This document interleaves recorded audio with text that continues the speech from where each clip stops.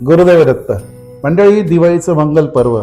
आपण आपल्या घराचा औरा ह्या काळात कसा सुधरवू शकतो ते पहिले बघूया.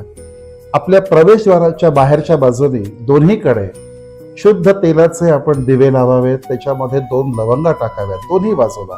भीमसेनी कापूर देखील आपण जाळावा. यामुळे अलक्ष्मी आपल्या घरात येणार नाही. त्याचप्रमाणे मागच्या वेळेला मी तुम्हाला झाडूचं महत्व सांगितलं होतं. मंडळी, घरामध्ये हा झाडू कधीही उभा करून ठेवू नये, कारण झाडू हे लक्ष्मीचं प्रतीक आहे.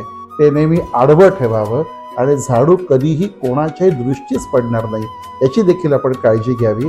त्याला नजर लागते म्हणून तो नेहमी दृष्टीआड ठेवावा. बाहेरच्या व्यक्तीची दृष्टी आपल्या घरातल्या झाडूवर पडू नये याची काळजी घ्यावी. घराबाहेर, घरासमोर, घराच्या बाजूला अखंड दिवे लावा. मंडळी, फटाक्यांची खूप जास्त आतिषबाजी करून प्रदूषण वाढवण्यापेक्षा आपण दिवाळीच्या दिव्याने रोषणाई करूया. मंगल पर्वाच्या हार्दिक शुभेच्छा. गुरुदेव दत्त.